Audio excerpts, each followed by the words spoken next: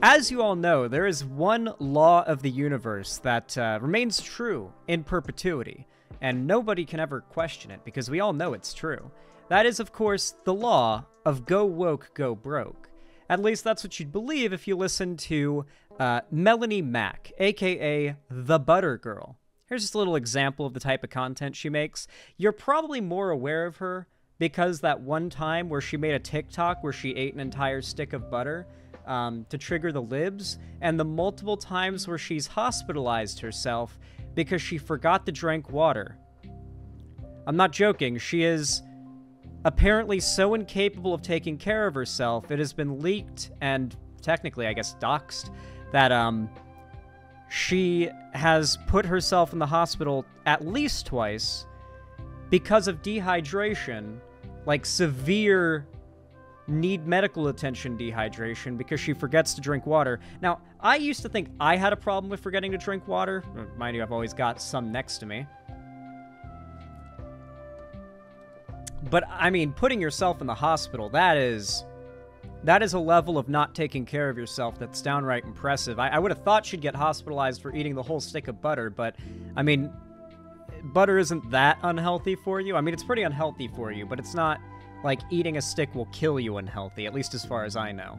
Like, I mean, I've seen motherfuckers, like, cook a steak in half a stick of butter and then eat it. It won't kill you. But, she put out a video recently that I find very interesting. Very, very interesting. It's from a month ago. It's called X-Men 97 is Ruined. I believe this came out before the new X-Men 97 show had come out. Now, for those that don't know, X-Men 97, I'd show a trailer. You know what? We'll show a trailer for it. Fuck it.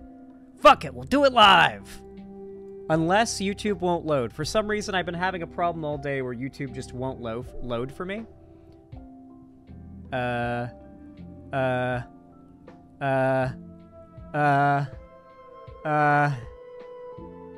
Yeah, can't load it. Anyway, I'll just basically describe the show.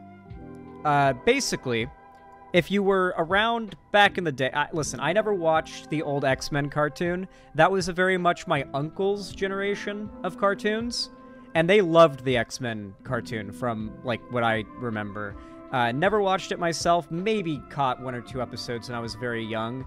But, you know, a little bit outside of my age demographic, that original X-Men cartoon. But this, X-Men 97, is a semi-reboot, semi-continuation, from my understanding, of the 90s X-Men cartoon. And, from what I have heard, it's quite good. I saw it, and I honestly thought the animation at first was a little iffy, but from what I've seen, it really would grow on you. It's just kind of stylized, but something that's quite unique from what I think a lot of people are used to. But it's quite good, from what I have heard. And this is Melanie Mack attempting to farm hate off of the show before it came out. Something you'll notice is that oftentimes, if you see a piece of media has created a massive hate fan base before it's even come out, the hate for it and any criticism you hear of it is going to be massively over-exaggerated. When people make a massive movement out of hating a piece of media before it's even available to watch or consume in its entirety, and you literally can't, like, before there's literally anything other than judging a book by its cover, those people aren't just going to say, my bad, it was good, I overreacted once it comes out. They're going to find reasons to hate it. And so that's what you know, that's what's going to happen. However, hilariously, there's a bit of a twist at the end of this segment that I think you guys are going to find quite funny. Oh, wait, hold on. What am I thinking? We're not watching a Melanie Mack video on normal speed. We're not listening to this annoying bitch talk on normal speed. What do you think I am? And we can't have nice things. Not today, not in current modern day, as the X-Men 97 trailer released, and upon first glance, hey, it looks pretty good, right? Not bad. Are tattoos not a sin? Like, how are you gonna do the whole, like, I'm a Christian who honors Jesus and wears a cross thing while wearing a choker and having, like, tattoos? Like, I'm a lefty. She's definitely a grifter, by the way. There's nothing about her personality or her public, like, persona that is genuine. You know for a fact this woman doesn't believe in any of the shit she's pushing off camera. I do not believe it. I do not fucking believe that this woman who's all tatted up is like some square Christian type. Are her tattoos like Christian tattoos? That would actually lend credence to her being legit. I guess being tattooed isn't a sin, but it's like, no, this is... Nah, these are not Christian tattoos. Maybe she's like an ex not Christian, maybe? And so, bet you she's like a failed alt-rock punk artist or something? Is that a Papa Roach shirt? That is a Papa Roach shirt, yes. Trailer released, and upon first glance, hey, it looks pretty good, right? Not bad. Well, as we dig deeper, of course, the woke ideology seeps itself into this as they even make Morph non-binary. All right, we got a couple things to talk about here. So X-Men is about as woke as it gets. Because the whole concept of the X-Men, and you can Google it if you don't believe me, initially was that it was an allegory for the civil rights movement. It's just very much so. It's very on the nose. And even to this day, modern iterations of X-Men are kind of beholden to that concept. About as woke as it gets, if you weren't already aware. So the idea that X-Men would just now be getting made woke is a little ridiculous. But remember, guys, woke doesn't mean progressive. Not really. Woke is an empty, hollow buzzword that can be ascribed to anything they don't like or that is bad. So that its association with the left carries the bad association of those things you've called woke with it. Now, you know, if you call, say, the Nashville shooter, I think it was, who was trans, if you call that shooter woke, and then you also say the left is woke, now all of a sudden the left is morally equivalent to the Nashville shooter. Right? It's their strategy. On top of that, Morph literally is non-binary. Like, when you have characters whose whole thing is that they don't have, like, a base form, essentially, and their whole thing is that they switch between different physical forms that take on, like, different identities, and like, that literally is an individual who has no sex, and fundamentally probably shouldn't have a set gender, because their gender would effectively constantly be changing as they shapeshift. Like, Morph's thing is shapeshifting, right? So, like, yeah, it's not even that they're non-binary, it's that they are definitionally non-binary, right? Like Ditto from Pokemon, right? It's like, technically, Ditto would be non-binary because Ditto is a creature, a sentient creature, Pokemon are, like, relatively sentient, that use pronouns and have some level of gender roles by implication. I mean, look at, like, fucking Jigglypuff, for example. Like, very, like obviously there are, like, feminine presenting Pokemon and masculine presenting Pokemon. Look at a Geodude and like a Jigglypuff. So that would imply that it would not be inaccurate to refer to a Ditto as a they, right? Obviously, this is, like, a sacrilege to somebody like Melanie Mack. Or I shouldn't say to her, but to her fans. But yeah. You want to know something really funny?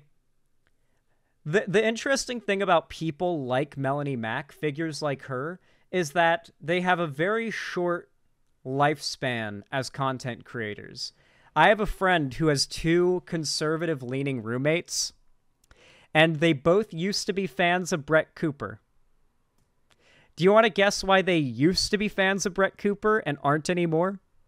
Both of them? She recently announced that she's getting married. Brett Cooper did. So literally all it takes, either, like, Melanie Mack's husband, if she already has one, or future husband, is going to have to be okay with her taking the wedding ring off during videos, or she's going to have to make it openly known that she's in a relationship And let's just say she doesn't have the numbers on her channel currently to spare when it comes to that. Like, she does not have the numbers to spare, like, say 40% of her fans generously, will say, that could leave. Like these are all horny men watching her. What if she never gets into a relationship? Unlikely. You know, that fake gender that just recently sprouted up. Let's go ahead and dive into the video. Non-binary, that fake gender that recently sprouted up. I like that we got her midway through a half blink, too. Like, one eye is partially open, one eye fully closed. Yeah, that fake gender that just recently popped up, non-binary. Ah, yes. Very true. So, if you haven't watched the trailer, I'm not going to share it here because I don't want to get copyright and all that kind of stuff. Well, recently? Well, guys, you have to remember, most of the people watching this content now literally couldn't form memories in 2016. Chat, hypers if you were a chud back in the Gamergate era, and then add what age you were at that time. Granted, I would bet you were 13 to 20 or 19 for the most part if you had a chud phase during Gamergate. Or like had like a right-wing era online. 8? Jesus. 9? 8 and 9. Christ, you were young, Lucky Otter. Like 16, 24. Came out of it at 24. 12. Yep. You have to remember now that a new batch of 12 to 16-year-olds who were like kids back during Gamergate have now come to the internet, have been introduced to trans people and this whole culture war thing, and they're falling for the same but barely differently packaged propaganda as many of you guys did back during Gamergate. That's why they're trying to push for Gamergate 2, literally word for word. They're pushing for Gamergate 2. They want to bring that back because they know that a whole new batch of young teens with none of the context of how Gamergate 1 ended and how we saw a massive pushback of left-wing popularity online after Gamergate, they don't remember that. They don't even remember the original Gamergate. So the average 14-year-old boy watching this content unironically thinks non-binary people started being a thing recently because they don't remember 2016 when they were saying non-binary people started being a thing recently, or 2014 when they said non-binary people started being a thing recently, or any of the other times before that when insert minority group that is like a gender non-conforming like thing was considered a brand new thing that just happened. Hell, they were saying this about trans people, period, not too long ago as well. And meanwhile, you've got the here,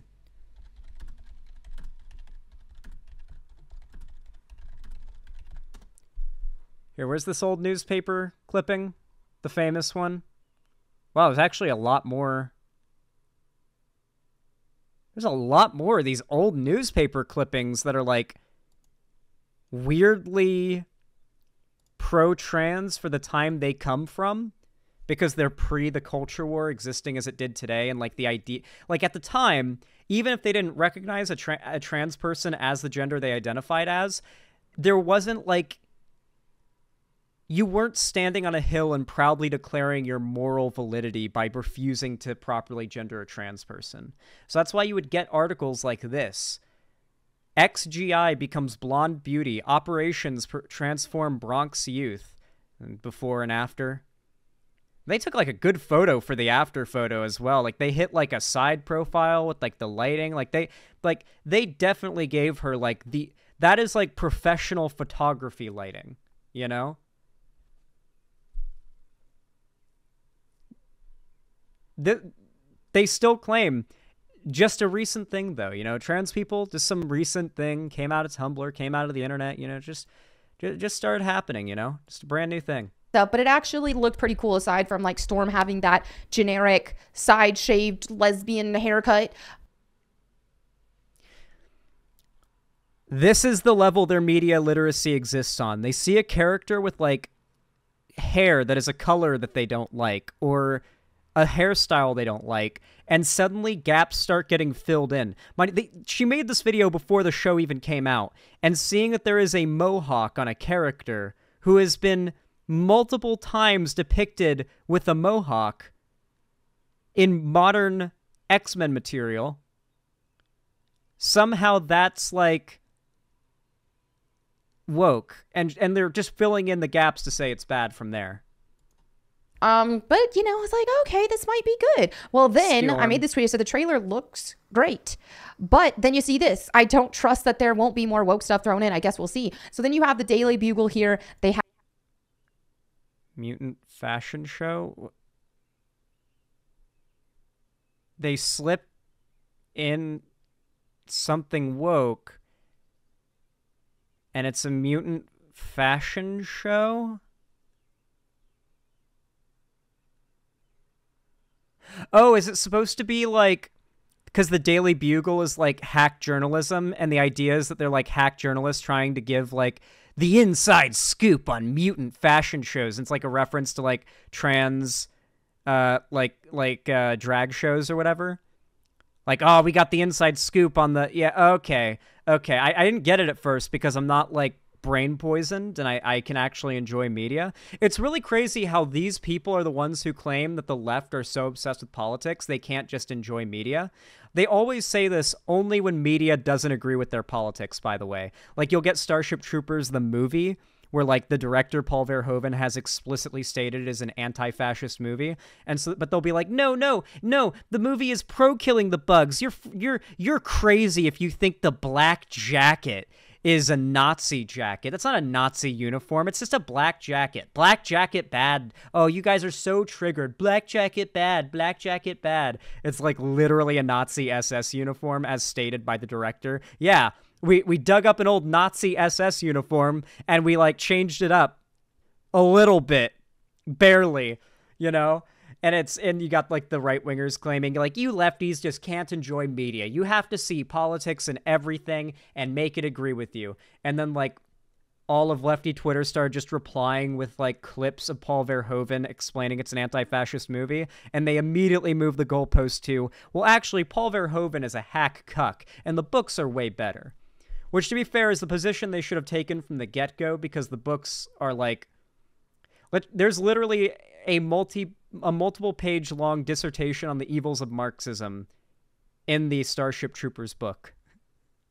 So it's like, definitely they should have taken that position from the start, not, you know, tried to claim the movie that the director made a director's commentary where he explains as the movie plays his decisions and how it is anti-fascist. Wasn't the best original winning culture war point. But it's this talking point of like the left can't enjoy any media because they're so politics obsessed. It took me a minute to see what the problem was with this. I never would have caught it, honestly, because it looks like the kind of thing that stays on screen for a second. Never would have caught it, never would have gotten mad about it. And yet these are the people who see something like this and they're like, ugh, they're talking about us. I do love that, by the way.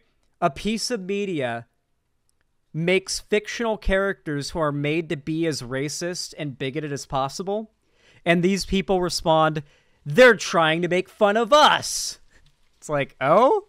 Yeah, they're making fun of you when they make up racist characters to make fun of. Okay. Have a mutant fashion show, and as you can see, there's a burqa because for some reason it's woke. Do we even know that's what that is? That could be a mutant who has like skin that blinds you if you look at it, for all we know. What the fuck? What? We don't know that. Why are you assuming? It's progressive to put women in burqas. Okay, so you have that, and then you got a bunch of queer looking stuff here. Okay. She definitely just used queer as an insult there, and not like in the sort of reclaimed like identity way that LGBT people do today. Like, she just said, she means that in the way that like your dad would say, what are you doing wearing that queer outfit, son?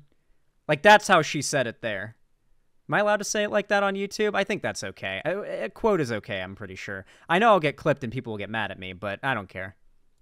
And this is a cartoon that... She did it, so if she gets away with it, then I better. Children watch. So, of course, this was just, you know... Wait, have we actually gotten to the point where supposedly it is inappropriate for kids to see people dressed in a way that you consider gay and flamboyant. Not inappropriate. Like, there's nothing inappropriate about that, but you consider that inappropriate. Also, there's really nothing more conservative American than saying, think of the children, about a, like, cartoon show about people fighting. Like, the show is fundamentally about violence and using violence to solve many of your problems. Not all of them, but many of them. Like, violence is generally, like, you know, like, for all the good that there is in terms of the role models of the X-Men and all that, at the end of the day, this type of media fundamentally trains you that, like, you know, violence is a, you know, good way to go about solving your problems, right? Although then again, X-Men does also have the commentary that, like, Magneto goes a bit too far. And, you know, they were complaining about Rogue's smaller ass. Yes, they were. They were like, yeah, you're completely right, Citizen Godfather.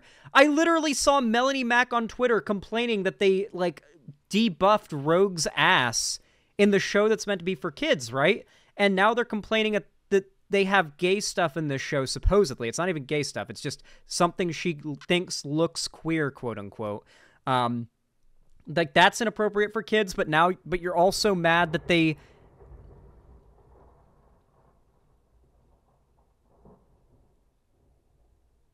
I hope you could hear that thunder. That Seattle thunder. That's actually the first time I've heard thunder in all my time of living in Seattle. Holy shit. Could you guys hear it? You might have to rewind stream and, like, boost the volume, but that was thunder. That was, like, long, rolling-ass thunder, too. It, like, stuck around for a while. Now, when I saw this, it's like, okay, this is just a little hint. If they throw this in... Hey, if you're a Seattleite and you heard the thunder, too, now you've, like, pinpointed me. Oh, fuck. ...in there, this is going to be... They try to make this the trailer. You've literally done the 2B2T thunder hack. If you manage to dox me using the sound of that thunder, I will be genuinely impressed, because that's how Pop Bob found people's coordinates on 2B2T to grief them, okay? If you do the IRL thunder coordinate exploit on me and find my IRL chords using thunder and lightning, I will be genuinely impressed. Apart from this little part that most people didn't even notice because it just flies through in a second, apart from that, it's like, okay, this looks like it was meant to appease the old school 90s cartoon X-Men fans, right? I grew up watching the X-Men cartoon, loved it. Cyclops was my favorite character. So it's like, okay, wow, this is giving me nostalgia, right? Wrong, it's a bait and switch. So as we can see... The only based thing she said so far is saying Cyclops is her favorite character. Cyclops is the GOAT. And honestly, I wonder how embarrassed she feels now, considering Cyclops... Okay, is it a good time now to, like, drop the bomb? Like, the big, like, the sort of, like, punchline of all this? So she made this video before the show came out. Here's how the show's doing now that it's released. X-Men 97 draws 4 million viewers in Disney Plus debut, making it the biggest Disney Plus, most watched Disney Plus premiere since What If Season 1, Episode 1 from the MCU. And the ratings on it are... in the 90s, every single platform from IMDb to Rotten Tomatoes, the reviewer, not the, like, reviewer scores, the watcher scores, like the audience scores, rate it above 90%. Many of them in the high 90s, like up towards 98, 99%. None of them are below 90% on the audience ratings. That means, like, accounting for any right-wing review bombing, the audience is still getting it a 90% plus review score rating. And it is one of the biggest Disney show premieres, maybe the biggest, they've ever had. I love when this happens. I love when the right go woke, go broke something that ends up being a massive blockbuster success, and then the right has to change their strategy quite quickly. So what I'm wondering is, what will now be the strategy to attempt to claim X-Men 97? Sometimes they try to stick with it and they'll say, like, Disney inflated the view numbers or inflated the ticket sales to try and cope whenever something they say will go broke ends up breaking the box office, say like Black Panther or Captain Marvel. So what I'm wondering is, will they try to pull The Boys?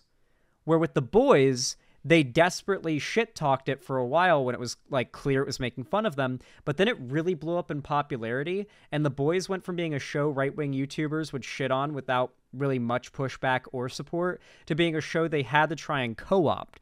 And so now, despite The Boys being made by, like, a super progressive woke liberal, Eric Kripke, who's like every other tweet is shitting on Donald Trump on Twitter. Despite that being the showrunner and like main director of the show, the right still tries to claim it and say that like Homelander, the right will literally tell you Homelander is the hero and main character of the show. The right wing never co-opted Barbie. Yeah, if they can't co-opt it because it's too in their face with the wokeness, but so successful, the right will try and wage war against it, usually fruitlessly, right? For example, what's a good example? Someone in chat brought it up. Or someone in chat brought up something that reminded me of it. Not the Mario movie. Oh, no, actually, the Mario movie was a good example because they shit-talked the Mario movie saying it was going to be woke because of the Peach not in a dress bit where she's, like, in the jumpsuit. And then it came out, and it was so successful, they had to switch it up and say, you know, Chris Pratt, a white man who is a Christian, is the main lead actor of this movie, which really just goes to show that audiences are fed up with this woke bullshit and they want white male Christian leads in their movies. And it's just like the same YouTubers just flipped overnight on their takes on the Mario movie because it did so well. Mahler and crew declared that season 3 of The Boys wasn't good. Oh, I love that there's turning on the popular shit. Oh, I love when those dumb fucks turn on popular shit. On top of that, another good example of this is the fuck, what was I gonna say? Oh yeah, House of the Dragon. Hold on. They will go back and change the titles and thumbnails of their old videos shit-talking certain pieces of media so they don't look dumb when they succeed. Look at this. So this was back when the House of the Dragon trailer first dropped. This is their reaction to it. Drinkers Chasers, why nobody cares about House of the Dragon. The nobody cares narrative, which is very common with these people. Like, when they want to say something is bad, but they don't have much to say, they'll just talk about how nobody cares about something that's coming out soon, and how that's like a sign it's going to fail. And they'll try to make it something political, but usually it's just nobody cares. Genuinely had no idea House of the Dragon had even started. There seems to be no buzz around it at all. The Verge reports HBO calls House of the Dragon its biggest premiere ever with nearly 10 million US viewers. And the motherfucker goes back and changes the title of the video, or of the stream VOD. Changes it to Drinkers Chasers, House of the Dragon trailer breakdown. When reality doesn't support your grift, you have to improvise. It's so fucking consistent with these people. They will literally change their video to... I'm surprised. I am genuinely surprised that this video hasn't already been retitled. This actually got pretty badly ratioed. The comments are all negative. You're the exact type of person who would call to exterminate mutants in the Marvel Universe. How's the crow tasting? Storm's already had a mohawk in the 80s. This is a reference to that time, I believe. Tell me you're a fake fan without telling me you're a fake fan. You know for a fact we're not going to get a scene where Nightcrawler, a devout Roman Catholic, converts Logan to Christianity. Okay. You know, I just realized that the thing Laura is leaning on is the background. In the background is a giant stick of butter, and I have so many questions. Oh, they don't know. A fair amount of her fans don't even know about the butter thing, too. This aged badly. All the comments that are from more recently than a month ago are negative, and the ones from a month ago are all saying it takes place in the 90s and has modern day shit. What the fuck? Guys, gay people and trans people didn't exist in the 90s, famously. Famously. There was absolutely no gay people in the 90s, very famously. None. No gay people in the 90s. There was no partying, there was no drugs, there was no art, absolutely no cultural contributions by gay people in the 90s, famously so. famously.